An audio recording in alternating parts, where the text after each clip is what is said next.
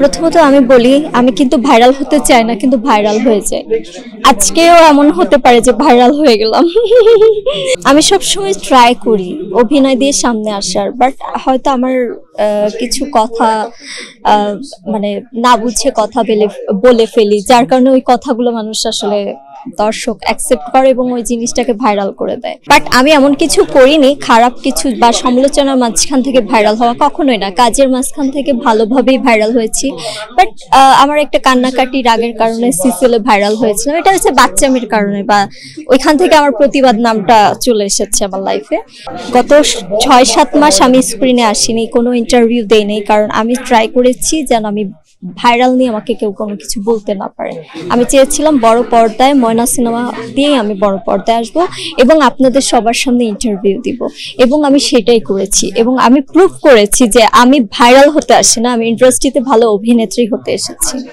আপনাকে নিয়ে, শিশির ভাইকে নিয়ে এই যে একটা রসায়ন বা একটা রহস্য মানে আপনারাই তৈরি করে রেখেছেন, এই জটিলতা থেকে কেন আপনারা আসলে বের হচ্ছেন না বা কোনো কিছু ডিক্লেয়ার করছেন না? দেখেন, আমরা একসাথে কাজ করছি, একসাথে কাজ করলে অনেক সময় অনেক কথা আসে।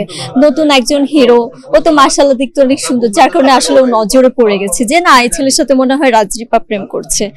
এটাই মূলত হচ্ছে কথা। বাট আমরা কিন্তু কাজ করছি, আমরা ময়না সিনেমাতেও গেস্ট অ্যাপারেন্সে ছিল এবং মৃত্যুনির সিনেমায় কাজ করব।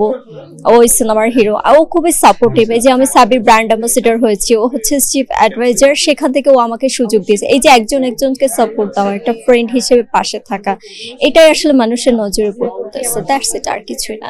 আপনি কিভাবে নিজেকে গ্রুমিং করছেন, কিভাবে প্রস্তুত হচ্ছেন? আমি ঢাকা এসেছি 2017 সালে।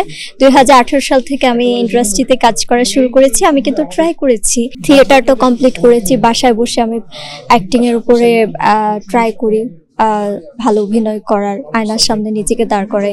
এবং ময়নাতে অলরেডি আপনারা দেখতে পেরেছেন যে অনেক ধরনের চরিত্র এখানে আমাকে প্লে করতে হয়েছে। এমন না যে একটা স্থির বয়সে প্রেম করলাম, বিয়ে করলাম, সংসার হলো, এরকম একটা স্টোরি।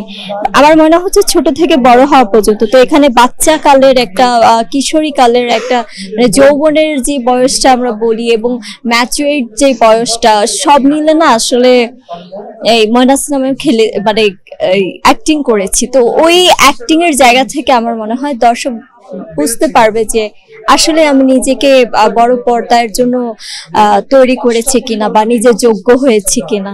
যেহেতু আমার ফার্স্ট সিনেমা নারী কেন্দ্রিক, প্রধান চরিত্রে কাজ করেছি, এটা আমার জন্য আমি লাকি বিধায় আমি এই সুযোগটা পেয়েছি।